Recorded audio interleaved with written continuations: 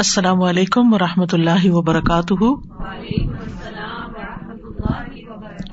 نحمده ونصلی علی رسولہ الکریم، اما بعد فاعوذ باللہ من الشیطان الرجیم، بسم اللہ الرحمن الرحیم۔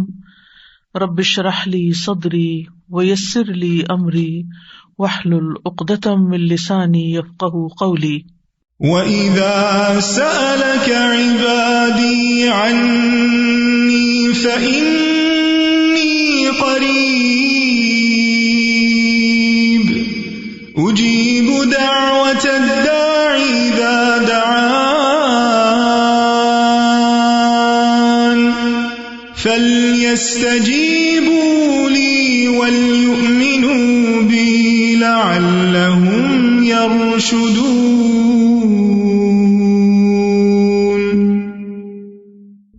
اور جب میرے بندے آپ سے میرے بارے میں سوال کریں تو کہہ دیجئے بے شک میں قریب ہوں، میں پکارنے والے کی پکار کا جواب دیتا ہوں۔ جب بھی وہ مجھے پکارے تو ان کو چاہیے کہ وہ میرا حکم مانیں اور مجھ پر ایمان رکھیں تاکہ وہ ہدایت پائیں۔ رسول اللہ صلی اللہ علیہ وسلم سے بعض صحابہ کرام نے عرض کیا، کیا ہمارا رب قریب ہے کہ ہم اس سے سرگوشی کے انداز میں مناجات کریں، یا وہ ہم سے دور ہے کہ ہم اسے پکاریں، یعنی بلند آواز سے پکاریں؟ اس سوال کے جواب میں یہ آیت نازل ہوئی، وَإِذَا سَأَلَكَ عِبَادِي عَنِّي فَإِنِّي قَرِيبٌ، اور جب تجھ سے میرے بندے میرے بارے میں پوچھیں تو آپ ان کو بتا دیں کہ میں قریب ہوں۔ اس آیت میں اللہ سبحانہ تعالیٰ نے عبادی کہہ کر اپنے بندوں پر خاص رحمت ظاہر کی ہے، اور پھر اپنے قریب ہونے کا ذکر کر کے دعا کرنے کی ترغیب دی ہے۔ یعنی اللہ سبحانہ تعالیٰ ہمیں اپنے بندے کہہ کے پکار رہا ہے، میرے بندے، ہم سب اسی کے بندے ہیں۔ اور پھر یہ بھی بتا دیا کہ انی قریب، میں قریب ہوں، دور نہیں ہوں تم سے، تم جب چاہو مجھے پکار سکتے ہو۔ ابو موسیٰ اشعری کہتے ہیں کہ ایک سفر میں ہم رسول اللہ صلی اللہ علیہ وسلم کے ساتھ تھے۔ جب ہم کسی وادی میں اترتے تو لا الہ الا اللہ اور اللہ اکبر کہتے اور ہماری آوازیں بلند ہو جاتی، تو نبی صلی اللہ علیہ وسلم نے فرمایا، اے لوگو اپنی جانوں پر رحم کرو، کیونکہ تم کسی بہرے یا غائب کو نہیں پکار رہے، وہ تو تمہارے ساتھ ہی ہے، بے شک وہ سننے والا اور تم سے بہت قریب ہے، اس کا نام برکتوں والا ہے اور اس کی عظمت بہت ہی بڑی ہے۔ تو اللہ سبحانہ تعالیٰ قریب ہے، اس کو ہم چاہیں تو دل ہی دل میں پکاریں، سرگوشیوں کے انداز میں پکاریں یا اونچی آواز میں پکاریں، وہ ہر حال میں سنتا ہے، اور جب وہ سنتا ہے تو جواب بھی دیتا ہے اور ہماری دعائیں قبول بھی کرتا ہے۔ اس لیے ہمیں اس کو قریب محسوس کر کے اس سے دعائیں کرتے رہنا چاہیے۔ تو وہ دعا کی قبولیت کے اعتبار سے قریب ہے، دعا کو سننے کے لحاظ سے قریب ہے، اپنے علم کے اعتبار سے سب لوگوں کے قریب ہے، اور خاص طور پر عبادت کرنے والوں اور پکارنے والوں کے قریب ہے۔ یعنی اس کا قرب دو طرح کا ہے، ایک عام قرب ہے جو سب کے لیے ہے، اور ایک خاص قرب ہے جو اس کے خاص بندوں کے لیے ہے، اور وہ خاص بندے جو عبادت گزار ہیں، جو اس کا ذکر کرتے ہیں، جو اس کے شکر کرنے والے ہیں۔ تو اللہ سبحانہ تعالیٰ ان کی دعاؤں کو قبول کرتا ہے، ان کی مدد کرتا ہے اور انہیں نیک کاموں کی توفیق عطا کرتا ہے۔ یہاں پر آپ دیکھ رہے ہیں کہ فَإِنِّي قریب کہہ کے بندے اور رب کے درمیان کوئی فاصلہ نہیں رکھا گیا اس اعتبار سے کہ کوئی اور واسطہ ہو۔ یہاں اللہ سبحانہ تعالیٰ نے جواب کو قل یا فقل کہہ کے نہیں فرمایا، جیسا کہ دوسری آیات میں آتا ہے۔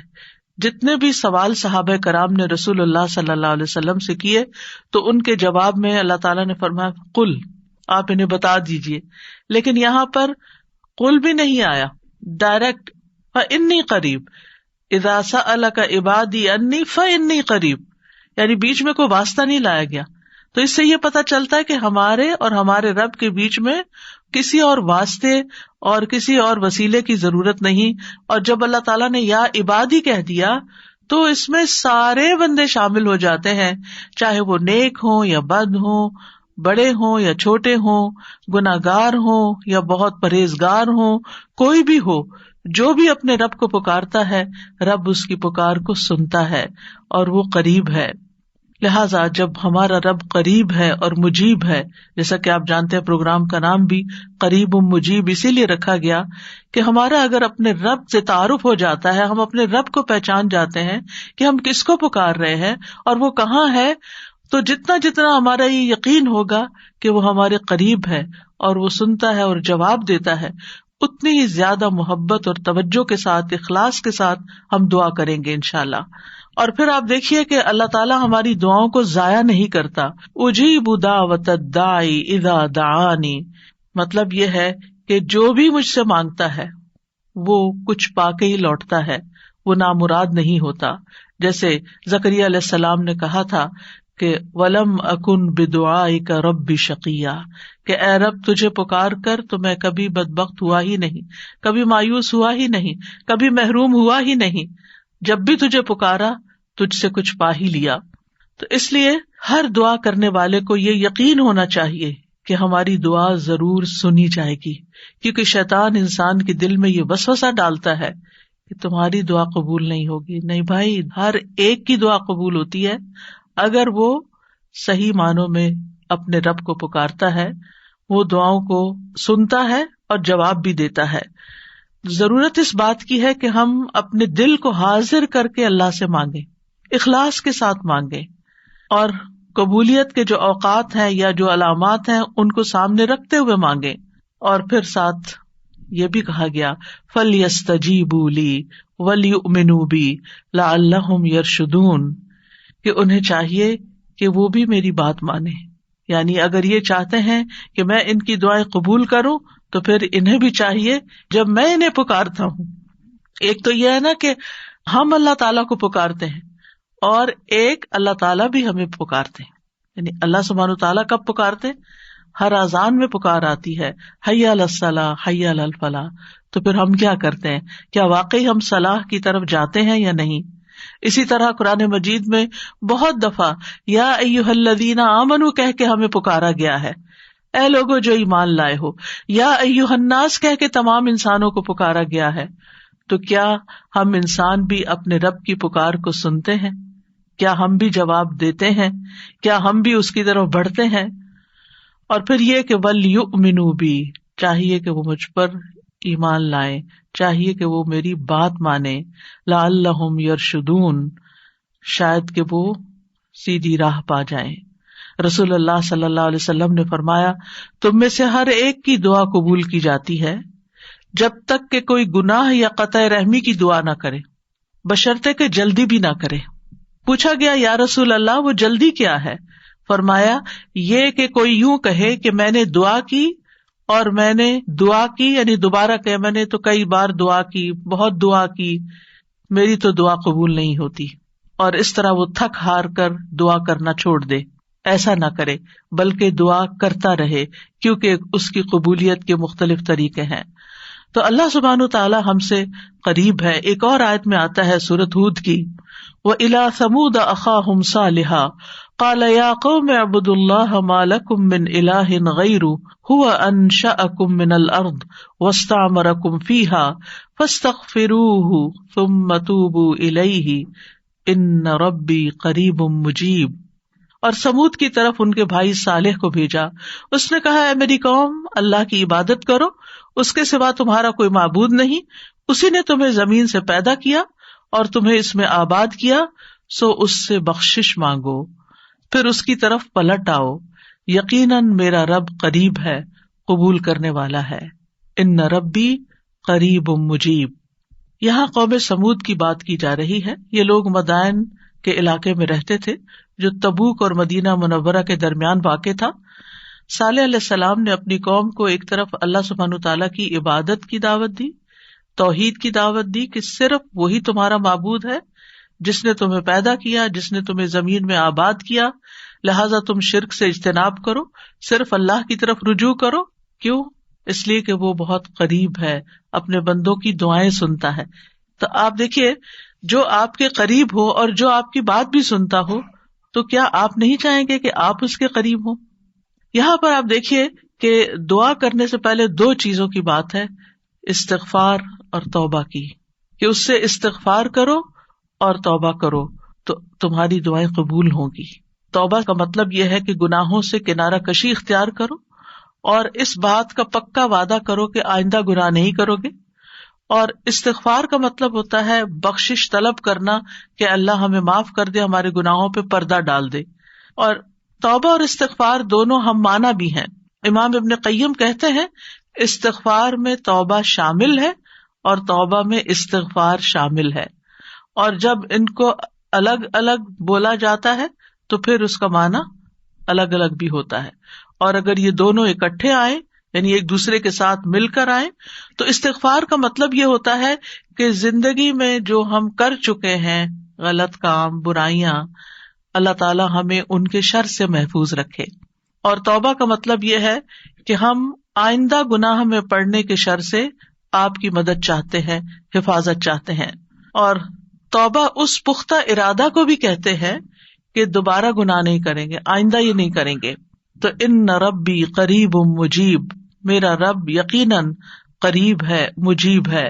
اور یہاں قریب قرب سے شفقت اور اکرام کے معنوں میں، یعنی رب بہت شفیق اور مہربان ہے، بہت کریم ہے.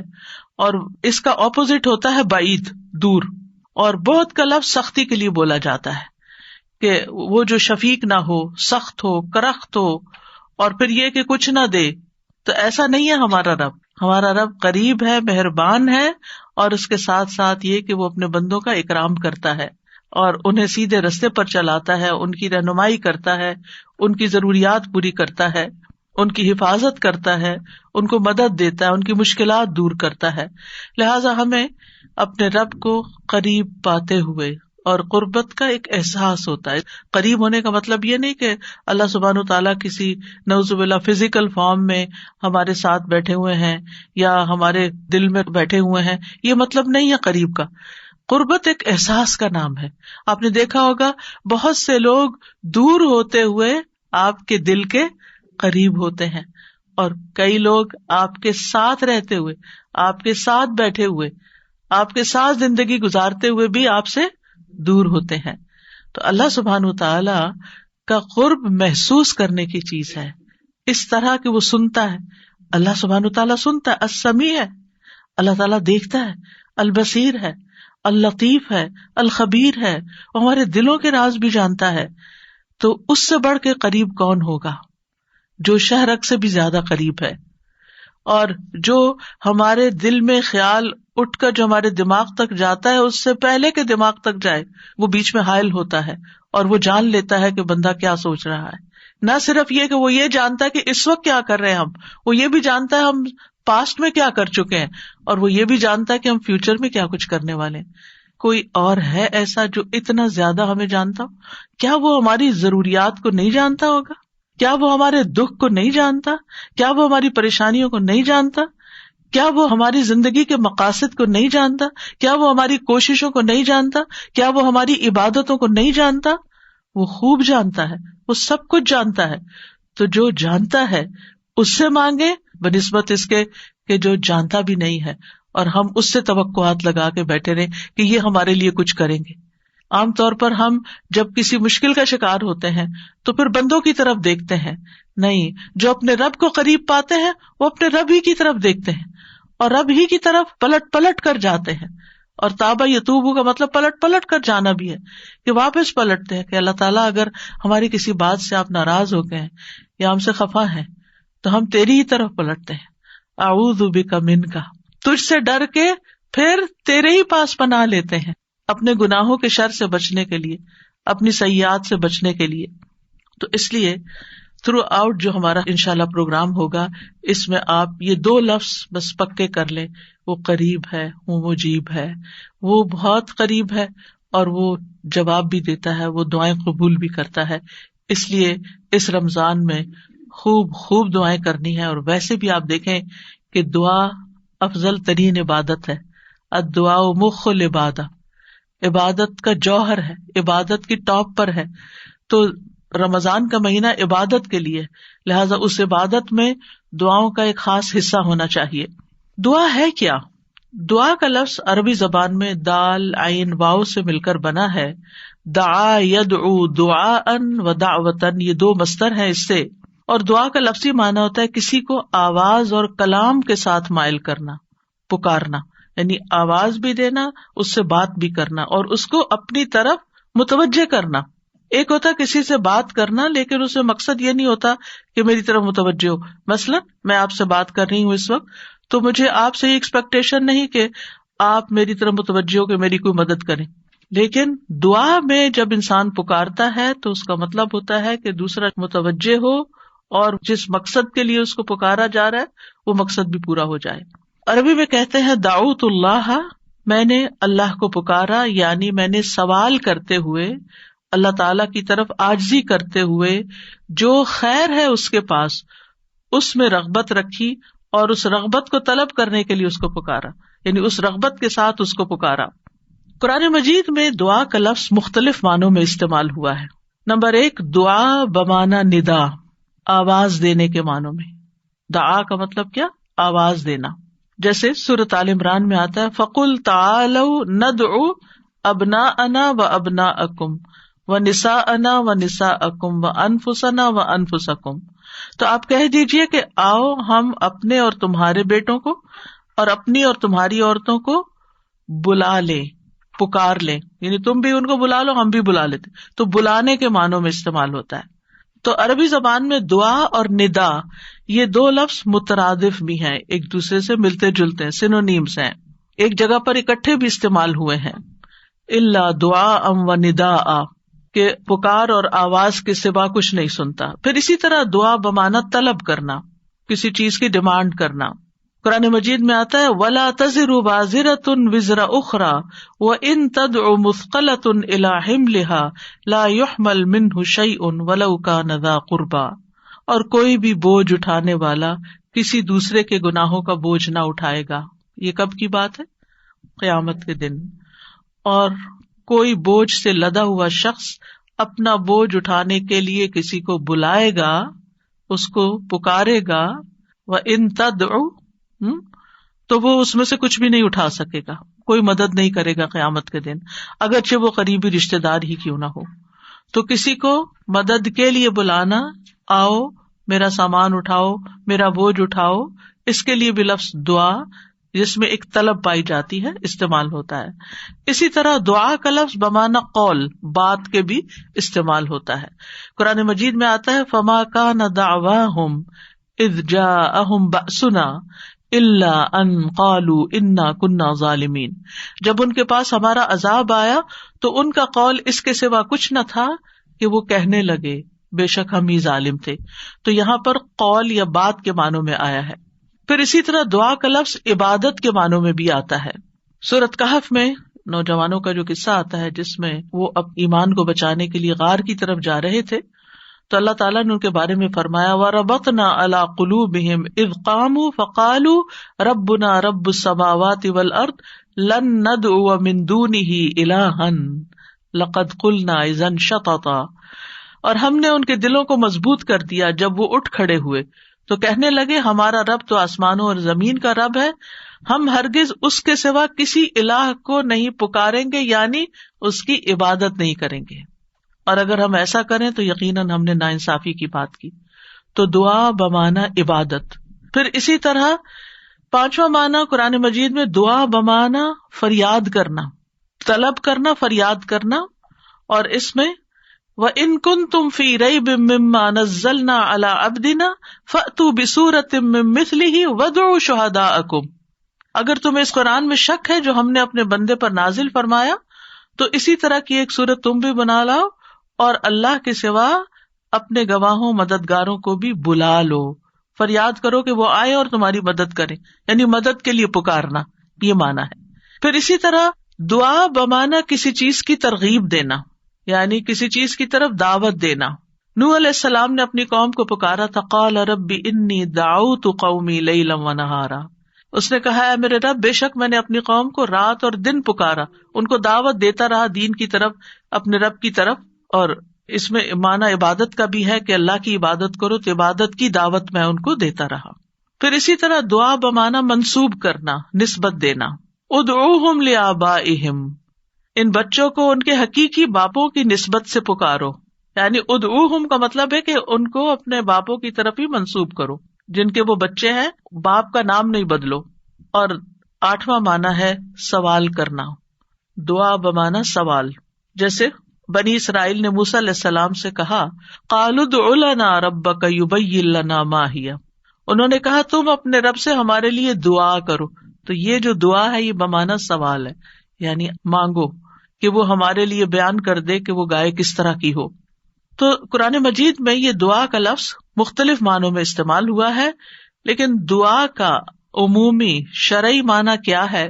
اللہ کی بارگاہ میں عاجزی کے ساتھ سوال کرنا اور اللہ کے پاس جو خیر ہے اس میں راغب ہونا، رغبت رکھنا. اللہ کی بارگاہ میں اللہ کے حضور عاجزی کے ساتھ سوال کرنا، چیخ چلا کے نہیں بلکہ بہت ہمبل طریقے سے. اور جو خیر اللہ کے پاس ہے اس میں رغبت رکھنا، اس کا شوق رکھنا. طیبی کہتے ہیں اس سے مراد ہے اللہ کی بارگاہ میں انتہا درجے کی عاجزی، انکساری اور محتاجگی ظاہر کرنا. جیسے موسیٰ علیہ السلام نے دعا کیا کی تھی، رب انی لما انزلت الی من خیر فقیر. اپنے فقر، اپنی محتاجی، اپنی ضرورت کا اظہار کیا تھا. انی لما انزلت الی من خیر فقیر. امام ابن قیم کہتے ہیں اس سے مراد ہے ایسی چیز کو طلب کرنا جو دعا کرنے والے کو فائدہ دے، یعنی فائدے کی چیز حاصل کرنے کے لیے سوال کرنا، اور ایسی چیز کو دور کرنے کے لیے طلب رکھنا جو اس کو نقصان دیتی ہو. تو پھر دو طرح سے دعا کرتا ہے انسان، کچھ فائدے کی چیزیں مانگتا ہے اور کچھ نقصان والی چیزوں کو دور کرنے کے لیے اللہ سے درخواست کرتا ہے. ہماری شریعت میں دعا کی دو بڑی اقسام ہیں، ایک ہے دعائے عبادت اور ایک ہے دعائے مسئلہ. دعائے عبادت کیا ہے؟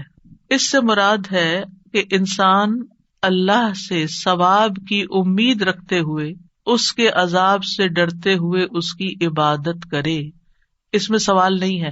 تو عربی میں دعا بمانا عبادت بھی استعمال ہوتا ہے. آتا نا وقال ربکم ادعونی استجب لکم ان الذین یستکبرون عن عبادتی سیدخلون جہنم داخرین. اس میں دعا کے دونوں معنی آ گئے. اور تمہارے رب نے فرمایا کہ مجھ سے دعا کرو میں تمہاری دعا قبول کروں گا. یہ تو سوال ہو گیا. اور دوسرا، بے شک وہ لوگ جو میری عبادت سے تکبر کرتے ہیں عنقریب و ذلیل و خوار ہو کر جہنم میں داخل ہوں گے.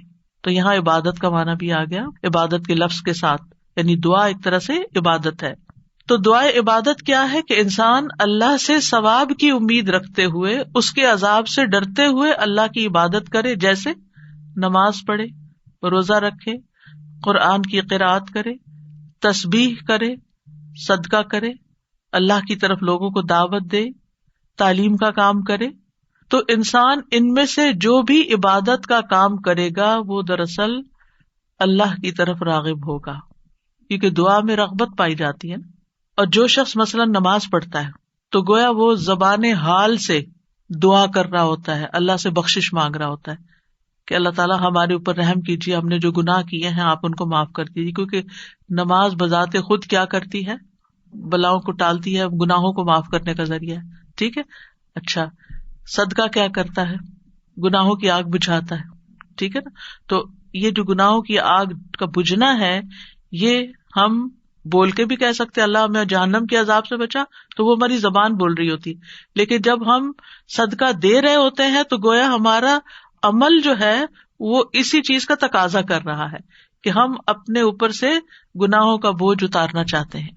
تو ایک دعا سوال کے انداز میں ہوتی ہے اور ایک دعا حال کے ساتھ بیان ہو رہی ہوتی ہے، عمل کے ساتھ ہو رہی ہوتی ہے. اور دوسری جو دعائے مسئلہ ہے جس میں مانگنے کی دعا ہوتی ہے، تو وہ یہ ہے کہ انسان دنیا اور آخرت کی کوئی بھی بھلائی طلب کرنے اور دنیا اور آخرت کے نقصان کو دور کرنے کا سوال اللہ سے ہی کرے. دنیا اور آخرت کی کوئی بھی بھلائی مانگنا اور دنیا اور آخرت کے کسی بھی نقصان سے بچنا، یہ بس اللہ ہی سے کرے اس کا سوال. یہ دعائے مسئلہ ہے، یعنی سوال کرنے والی، یعنی وہ دعا جس میں ہم سوال کرتے ہیں. کن چیزوں کا سوال کرتے ہیں؟ دنیا اور آخرت دونوں. آخرت نہیں بھولنی. ربنا آتنا فی الدنیا حسنۃ وفی الآخرۃ حسنۃ وقنا عذاب النار. تو دنیا اور آخرت کی حسنہ مانگنا اور دنیا اور آخرت کے عذاب سے، مصیبت سے بچنا. وقنا عذاب النار، سب سے بڑی مصیبت تو آگ ہے نا، یعنی اس کی کوئی تکلیف انسان کو پہنچے. نبی صلی اللہ علیہ وسلم نے فرمایا دعا عبادت ہے. قال الدعاء هو العبادۃ قال ربکم ادعونی استجب لکم. تمہارے رب کا فرمان ہے میں پکارنے والے کی دعا قبول کرتا ہوں جب وہ مجھے پکارتا ہے. تو دعا جو ہے یہ عبادت کی اقسام میں سے سب سے عظیم قسم ہے. امام خطابی اپنی کتاب شأن الدعاء میں کہتے ہیں اس حدیث کی وضاحت کرتے ہوئے الدعاء هو العبادہ، وہ کہتے ہیں کہ دعا عبادت کا ایک بڑا حصہ ہے یا سب سے افضل عبادت ہے. جیسے کہ لوگ کہتے ہیں لوگ بنو تمیم ہیں اور مال اونٹ ہیں، یعنی لوگوں کو دیکھنا تو بنو تمیم کو دیکھو، مطلب سب لوگوں سے افضل ہیں. نبی صلی اللہ علیہ وسلم اسی سے تھے نا، اور ان کی تعداد بھی زیادہ تھی. اور اسی طرح عربوں کے ہاں مال کی سب سے بڑی قسم اونٹ ہوا کرتے تھے. وہ کہتے مال تو اصل میں اونٹ ہے اور لوگ تو بنو تمیم ہی ہے. تو اسی طرح کہا گیا دعا تو عبادت ہی ہے. الدعاء هو العبادہ، دعا ہی عبادت ہے. الحج عرفہ، اس کا یہ مطلب ہے کہ صرف عرفہ میں جاؤ، یہ نہیں. مطلب یہ ہے کہ جتنے بھی ارکان آپ حج کی ادا کرتے ہیں ان میں سے عرفہ کے دن کا قیام اگر کسی نے پا لیا تو اس کا حج ہو گیا، اور وہ سب سے بڑا دن ہے جس میں بخشش ہوتی ہے. تو یہ عربوں کے کہنے کا ایک انداز بھی ہے نا، اور مراد اس سے کیا ہے کہ دعا سب سے افضل عبادت ہے اور ساری اطاعتوں اور ساری بندگیوں کا مغز ہے کہ انسان اپنی ہر پریشانی اور ہر ضرورت میں اللہ کی طرف متوجہ ہو جائے. یہ ہے اصل مقصد.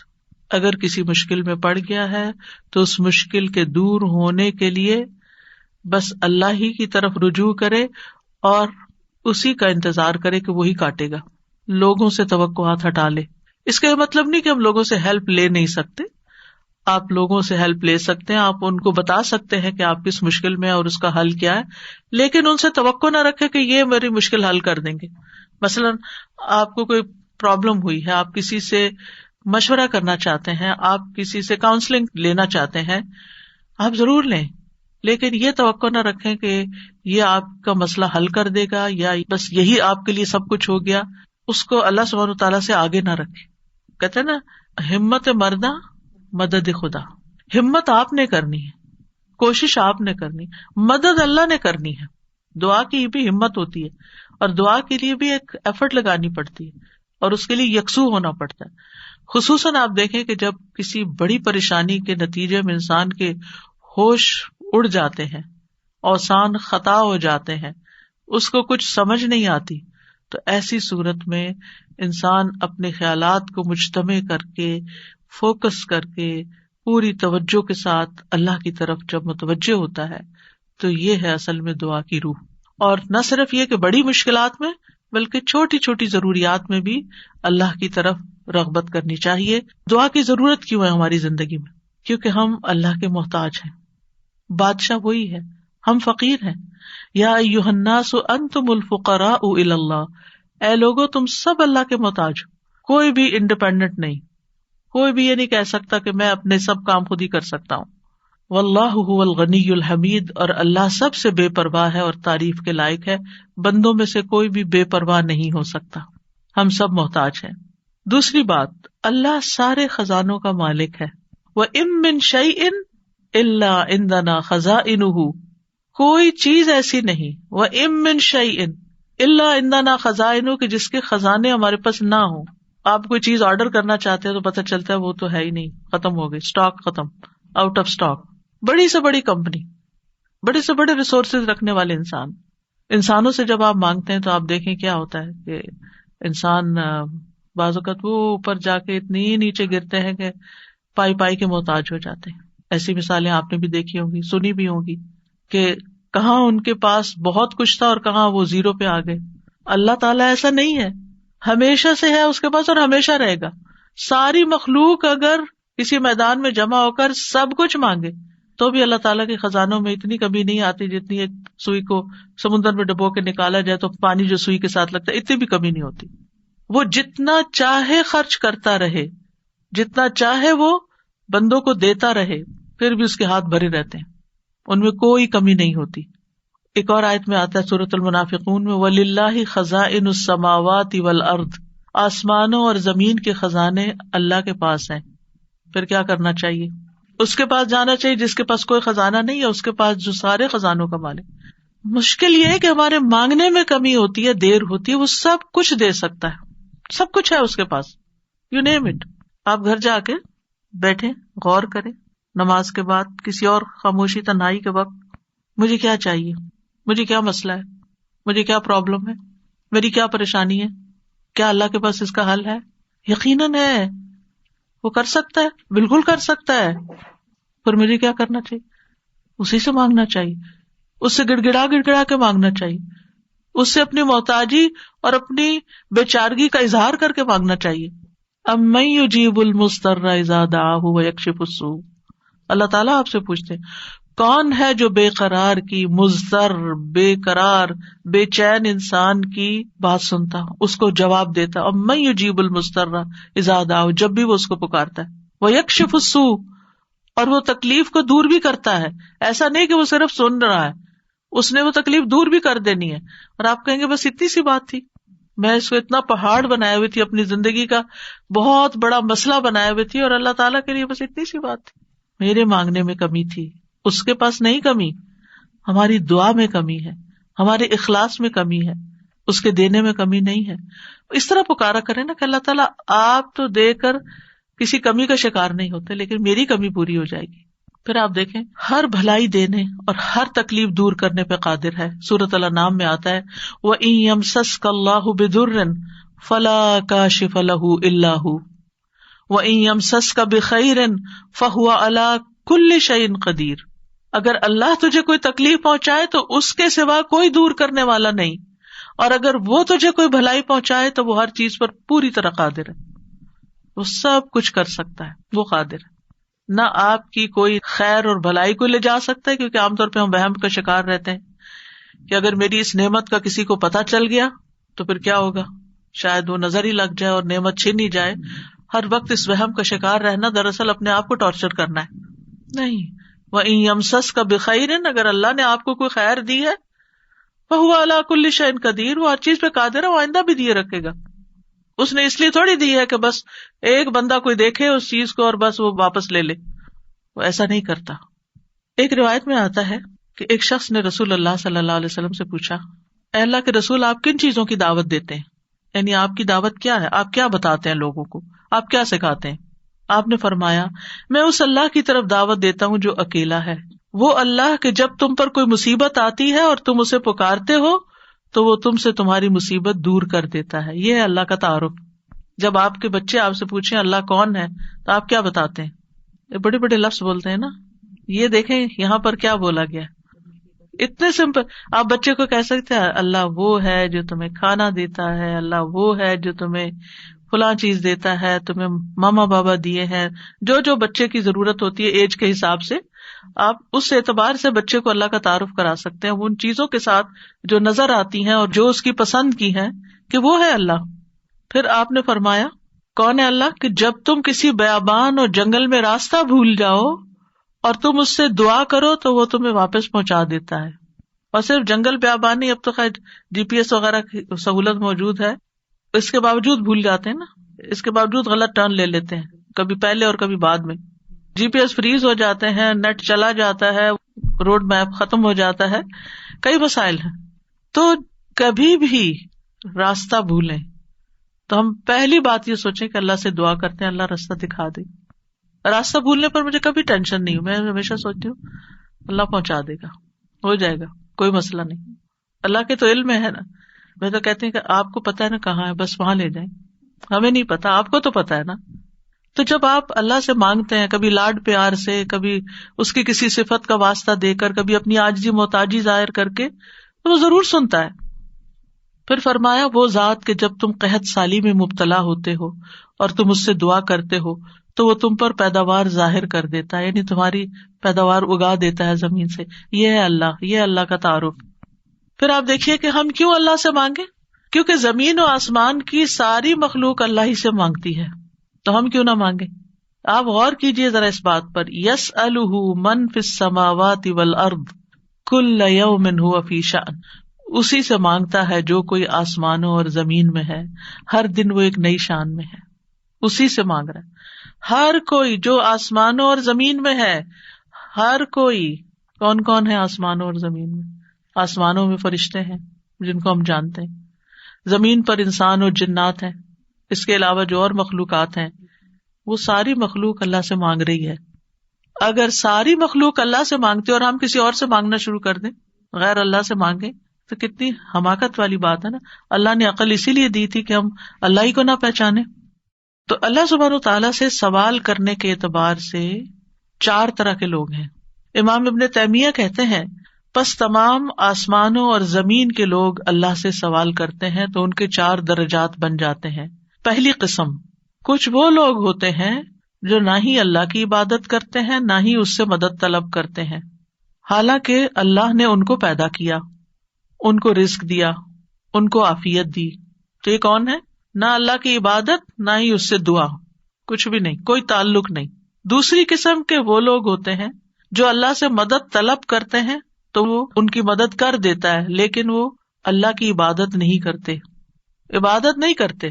ہاں جب کوئی مسئلہ پیش آتا ہے تو پھر کیا کرتے ہیں؟ پھر دعا کر لیتے ہیں. ایسے لوگ آپ نے دیکھے ہوں گے، نماز نہیں، روزہ نہیں، صدقہ خیرات کچھ نہیں، ہاں کوئی مشکل پیش آئے تو پھر اللہ سے دعا کرتے ہیں.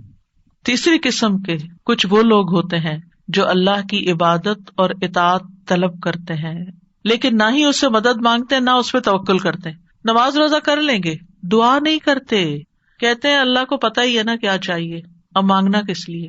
نہیں، اللہ تعالیٰ خود فرماتے وقال ربکم ادعونی، تمہارا رب کہتا ہے مجھ سے دعا کرو، تو کیوں نہ دعا کریں، ہمیں دعا کرنی ہے. چوتھی قسم کے وہ لوگ ہوتے ہیں جو اللہ کی عبادت بھی کرتے ہیں اور اس سے دعا بھی کرتے ہیں، اس سے مدد بھی طلب کرتے ہیں. تو اللہ تعالیٰ اپنی عبادت اور اطاعت پر ان کی مدد کرتا ہے، جیسے ہم کہتے ہیں رب اعنی علی ذکرک و شکرک و حسن عبادتک، تو اللہ تعالیٰ مدد بھی فرماتا ہے. اب ہم اپنے آپ کو دیکھیں کہ ہم کون سی کیٹیگری میں فال کرتے ہیں، ہم کہاں ہیں. کیا ہم ان لوگوں میں ہیں جو عبادت بھی کرتے ہیں اور دعا بھی کرتے ہیں، تو یہ ٹاپ کلاس کے لوگ ہیں، اور باقی اللہ تعالیٰ کے حق میں کمی کوتاہی کرتے ہیں. تو ہمیں دعا کرتے رہنا چاہیے، اللہ تعالیٰ کو پکارتے رہنا چاہیے، ہر ضرورت میں، ہر مقصد میں، ہر پریشانی میں، ہر دکھ میں، ہر بیماری میں، ہر موقع پر، ہر چیز کے لیے، چھوٹی سے چھوٹی چیز کے لیے، بڑی سے بڑی چیز کے لیے اللہ ہی سے مانگنا چاہیے. کیونکہ وہ دے کر احسان نہیں جتاتا، وہ دے کر شرمندہ نہیں کرتا، وہ دے کر ہم سے واپس نہیں مانگتا، وہ بغیر شرط کے دیتا ہے، غیر مشروط دیتا ہے. وَإِذَا سَأَلَكَ عِبَادِي عَنِّي فَإِنِّي قَرِيبٌ أُجِيبُ دَعْوَةَ الدَّاعِ إِذَا دَعَانِ فَلْيَسْتَجِيبُوا لِي وَلْيُؤْمِنُوا بِي لَعَلَّهُمْ يَرْشُدُونَ. وَإِذَا سَأَلَكَ عِبَادِي عَنِّي فَإِنِّي قَرِيبٌ أُجِيبُ دَعْوَةَ الدَّاعِ إِذَا دَعَانِ فَلْيَسْتَجِيبُوا لِي وَلْيُؤْمِنُوا بِي لَعَلَّهُمْ يَرْشُدُونَ. تو ہمیں مانگتے رہنا چاہیے کیونکہ وہ قریب ہے، وہ مجیب ہے. اللہ سبحانہ وتعالیٰ اپنے بندوں کو خود فرماتا ہے کہ اللہ سے اس کے فضل کا سوال کرو، یہ اللہ کا حکم ہے. سورۃ النساء میں آتا ہے وَاسْأَلُوا اللَّهَ مِن فَضْلِهِ، اور اللہ سے اس کے فضل کو مانگو کہ اللہ اپنا فضل فرما. فضل کیا ہوتا ہے؟ جو ہم ڈیزرو نہیں کرتے، نہ اپنی عبادت کی وجہ سے، نہ کسی محنت کی وجہ سے، نہ کسی قابلیت کی وجہ سے، نہ کسی ہنر کی وجہ سے. ہم ڈیزرو نہیں کرتے، لیکن آپ دے سکتے. ہم پھر بھی آپ سے مانگتے ہیں، چاہے ہم اس قابل نہیں، لیکن پھر بھی آپ سے مانگتے، آپ ہمیں عطا کیجیے.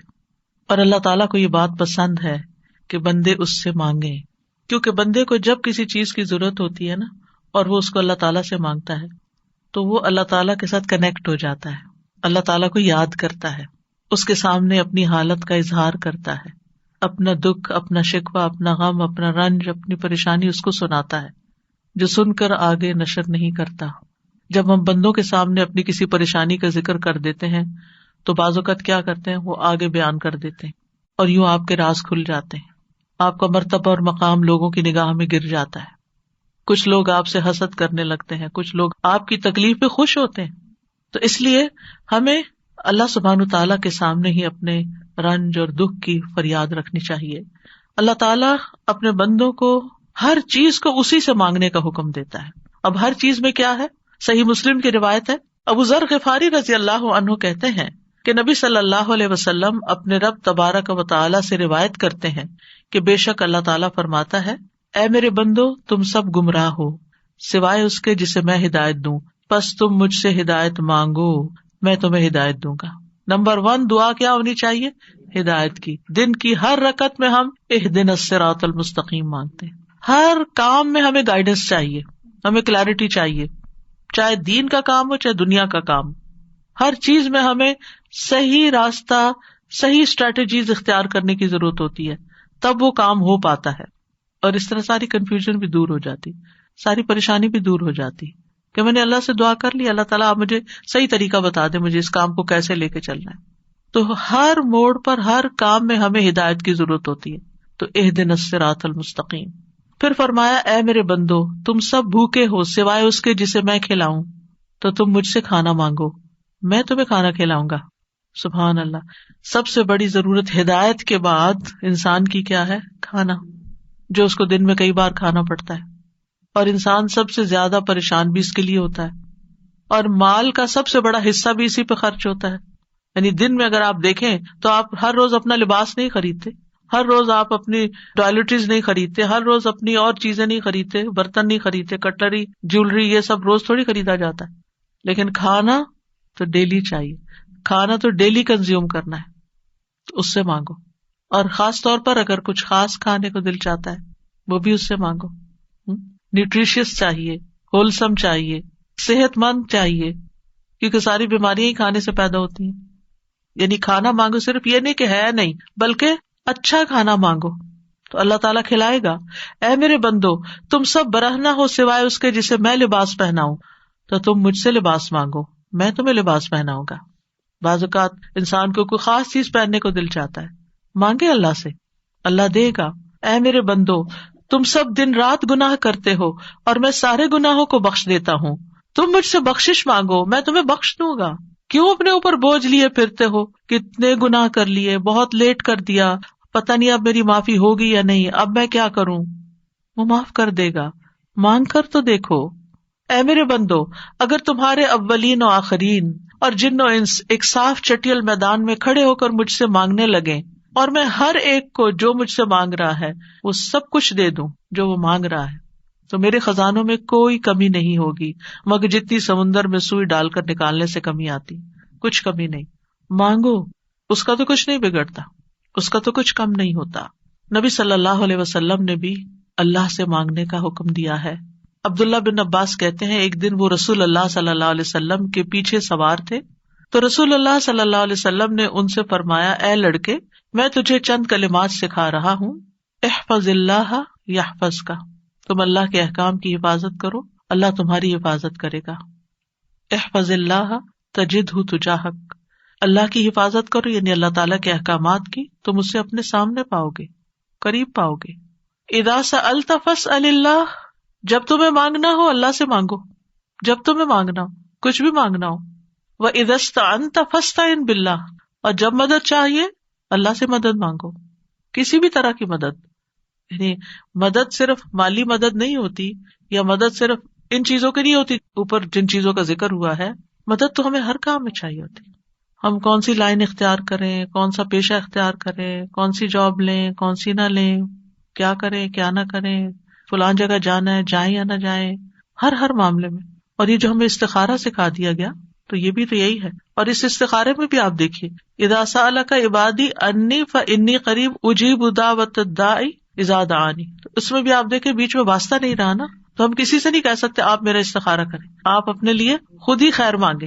آپ صلی اللہ علیہ وسلم نے عبداللہ بن عباس سے کہا، جان رکھو اگر ساری دنیا مل کر بھی تمہیں نفع پہنچانا چاہے تو تمہیں نفع نہیں پہنچا سکتی سوائے اس کے جو اللہ نے تمہارے لیے لکھ دیا، اور اگر وہ سارے مل کر تمہیں کوئی نقصان دینا چاہیں نقصان نہیں دے سکتے سوائے اس کے جو اللہ نے تمہارے لیے لکھ دیا۔ کتنا بڑا توکل سکھاتی ہے یہ بات، کتنی فکریں پریشانیاں دل سے اور دماغ سے بالکل آف لوڈ ہو جاتی، کچھ نہیں ہوتا، کوئی کچھ نہیں بگاڑ سکتا۔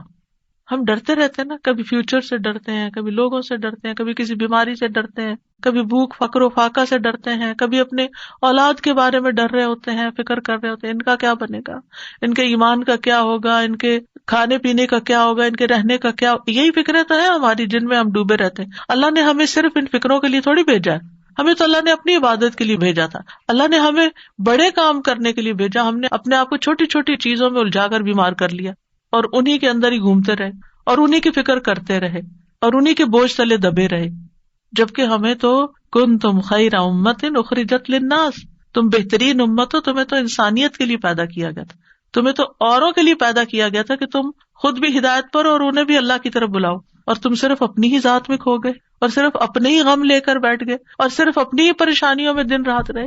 ان سب چیزوں کو تو اللہ کے حوالے کرنے کی ضرورت ہے، وہ ٹیک کیئر کرے گا۔ ان تنصروا اللہ ینصرکم، اگر تم اللہ کی مدد کرو گے اللہ تمہاری مدد کرے گا، اور وہ ضرور کرے گا۔ تم اوروں کی فکر کرو، اللہ تمہاری کرے گا۔ تو اس لیے ہمارے کرنے کا کام کیا؟ احفظ اللہ یحفظک، حفاظت چاہیے، تم اللہ تعالیٰ کے احکامات کی حفاظت کرو، جو تمہیں کہا جا رہا ہے وہ پابندی سے کرو، باقی کام اللہ کا ہے۔ اور پھر احفظ اللہ تجدہ تجاہک، جب تم اللہ کے بن جاؤ گے نا تو پھر اللہ کو بہت قریب پاؤ گے۔ پھر آپ دیکھیے کہ اللہ کے نزدیک دعا سے زیادہ کوئی چیز معزز نہیں۔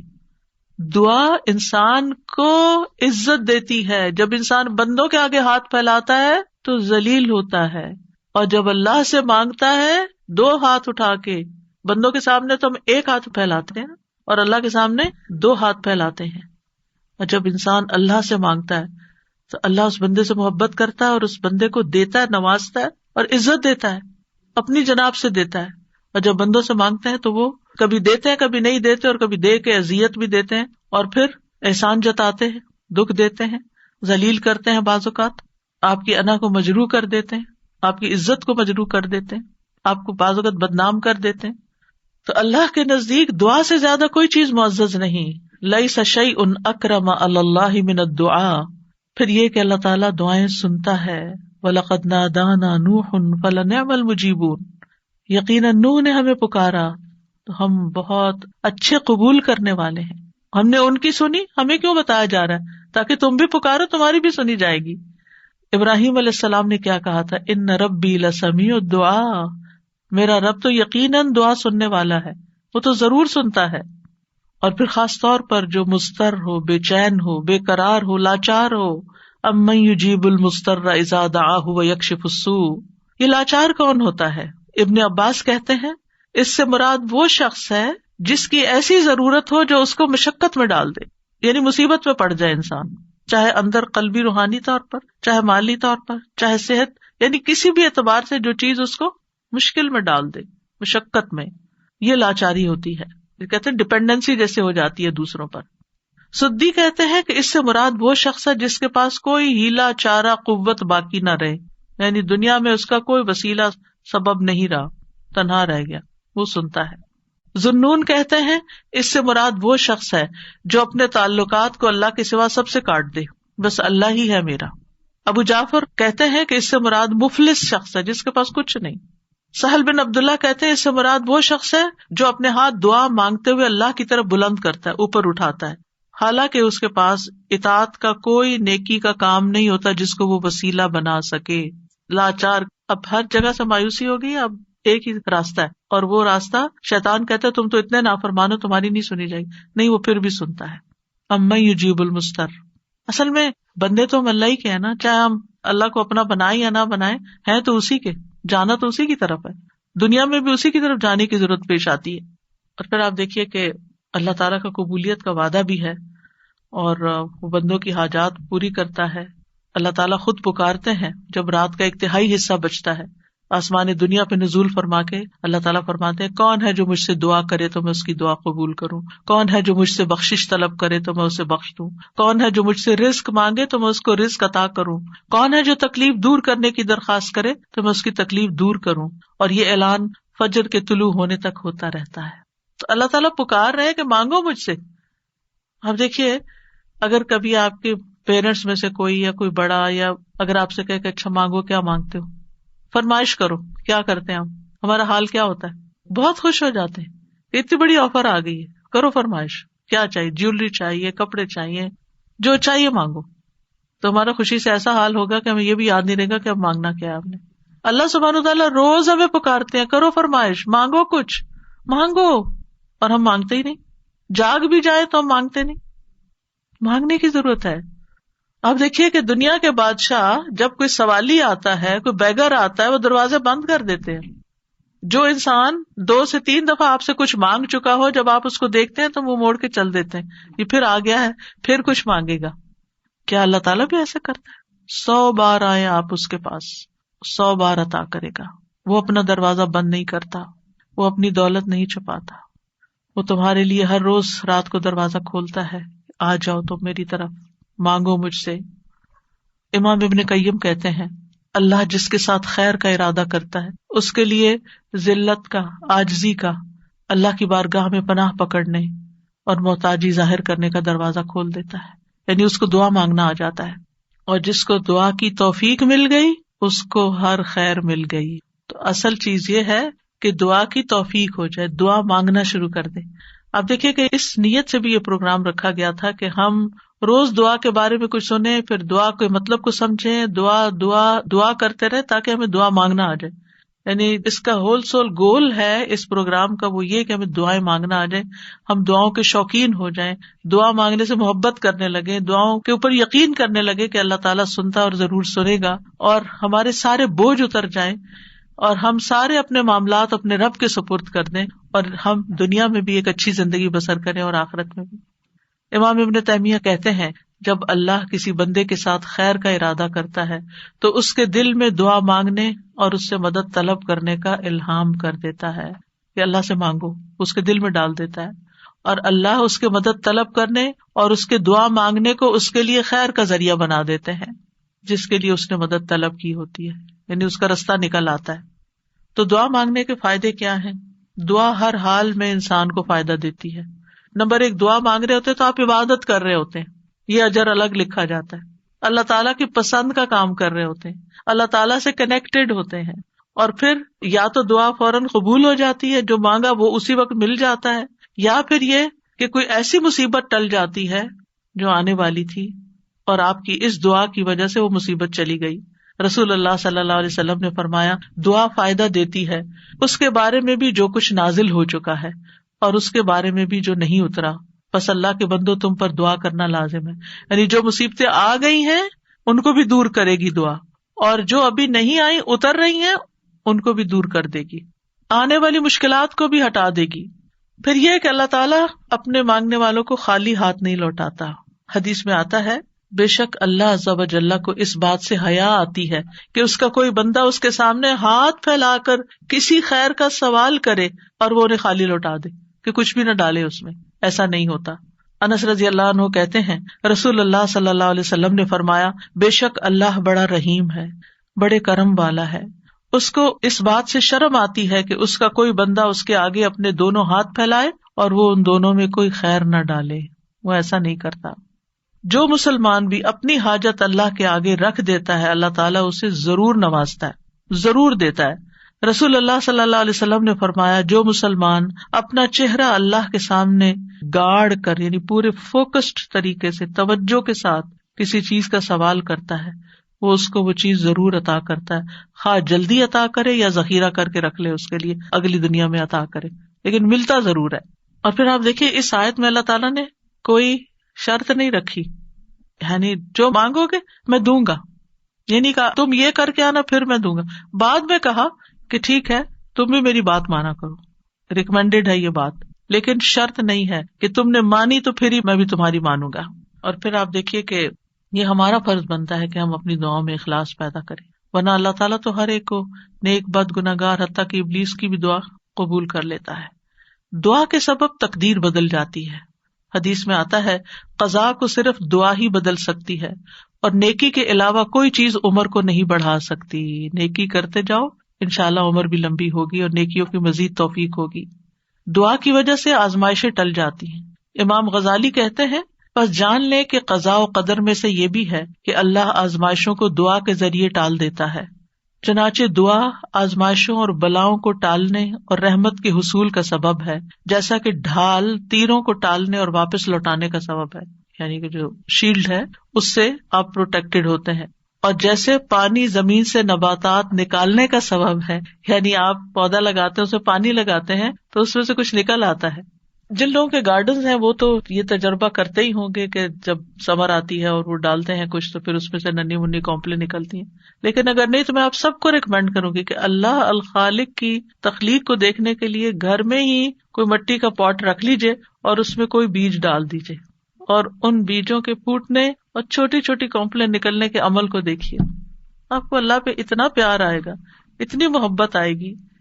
یہ اللہ کی تخلیق کی نشانیاں ہیں نا، اور اس سے اللہ کی پہچان ہوتی ہے. انسان اللہ کے قریب ہوتا ہے، اللہ کی قدرت نظر آتی ہے.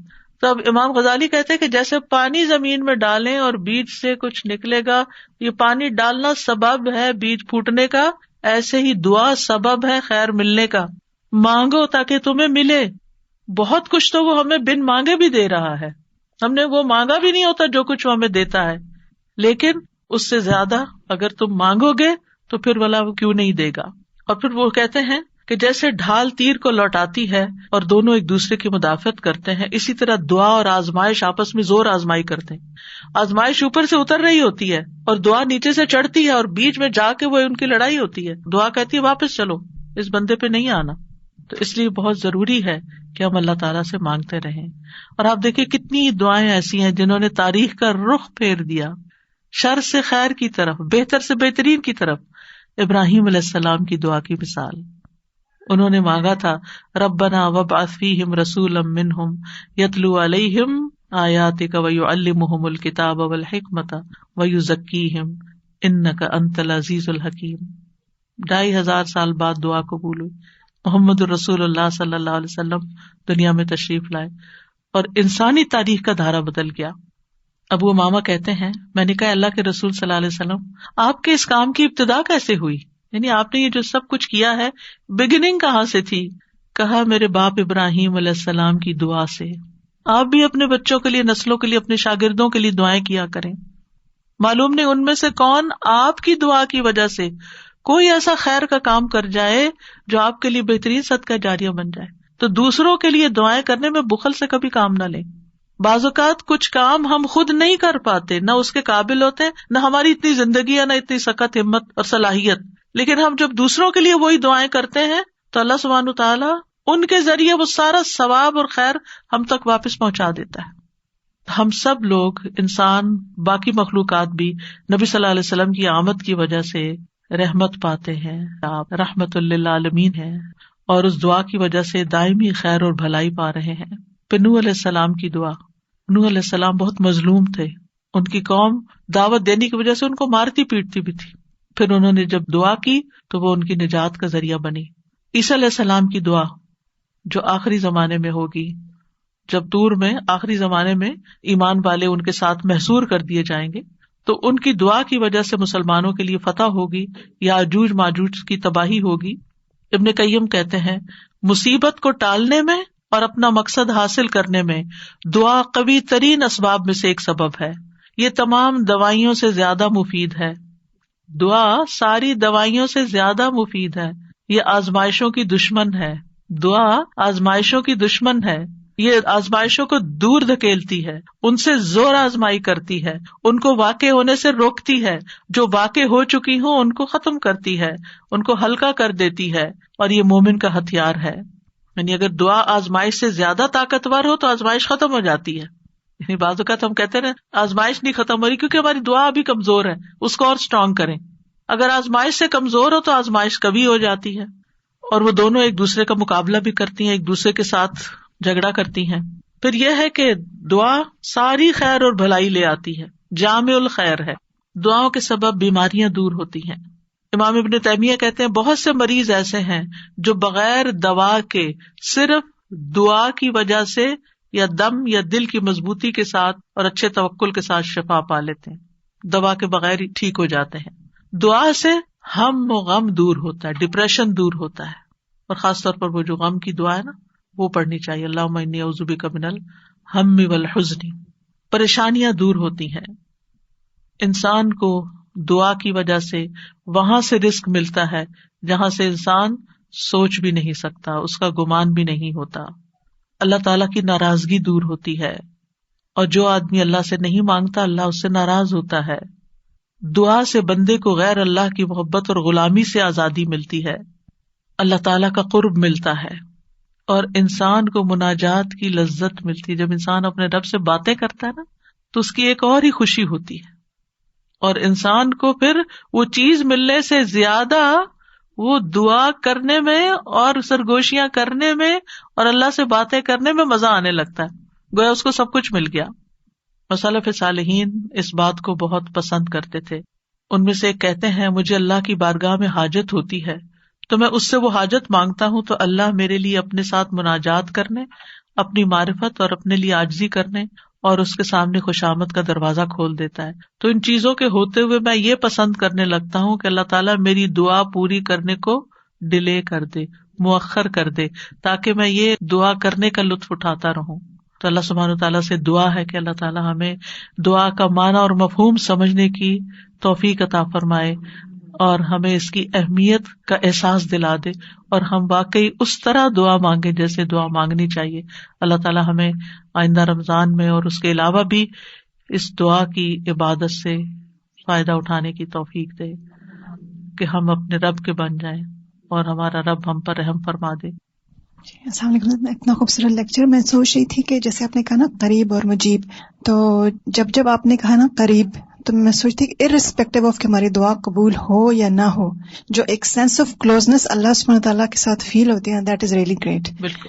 تو ایک اور چیز میں نے یہ پوچھنی تھی کہ جیسے ہم کہتے ہیں نا کہ انسان اپنے لیے شر کو ایسے مانگتا ہے جیسے خیر مانگ رہا ہے, اور ہم ادھر سے یہ کریں کہ اللہ سبحانہ تعالیٰ ہماری دعا قبول ضرور کرتے ہیں, تو پھر جب ہم اس طرح کے کوئی مانگ رہے ہوتے ہیں تو پھر یہ ہوتا ہے کہ وہ قبول نہیں ہوگی دعا, وہ اللہ پہ چھوڑ دیتے ہیں نا ہم.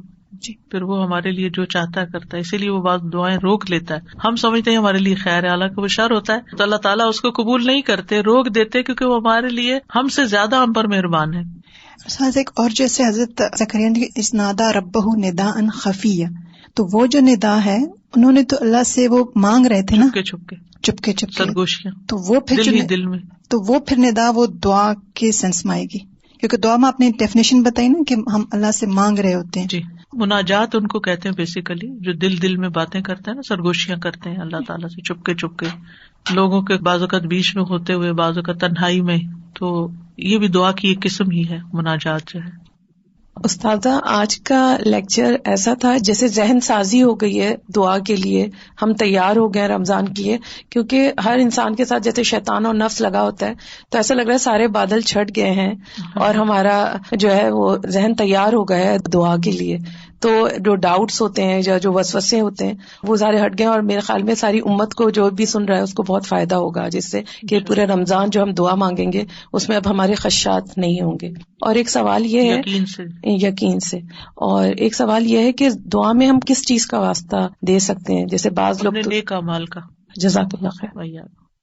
آج جو یہ بات آپ نے شیئر کی نا کہ وہ اپنی دولت نہیں چھپاتا, یہ اتنا اچھا لگا, کیونکہ ہر شخص اپنی دولت چھپا کے رکھتا ہے اور دوسرے کو شیئر نہیں کرنا چاہتا, نہ اس کے اکاؤنٹس نہ اس کی کچھ چیز. لیکن اللہ تعالیٰ کی ہر چیز ہمارے سامنے کھلی ہے, لیکن ہماری دیکھے کنجوسی کے ہمارے ہاتھ بھی جو ہے وہ نہیں آگے بڑھتے پھیلانے کے لیے, اور ہم اس طرح مانگتے بھی نہیں, اور نہ ہم اللہ تعالیٰ کی وسعت کو پہچانتے ہیں. تو جزاکم اللہ خیر, آج جو آپ نے جس طرح بیان کیا اس سے اللہ تعالیٰ کی وسعت, اللہ کی بڑائی, اور اتنی بڑائی اور عظمت کے باوجود ہم اللہ تعالیٰ کو کتنے قریب پا سکتے ہیں اپنے. جزاک اللہ خیر. وآخر دعوانا ان الحمد للہ رب العالمین. سبحانک اللہم و بحمدک, اشہد ان لا الہ الا انت, استغفرک و اتوب الیک. السلام علیکم و رحمۃ اللہ وبرکاتہ.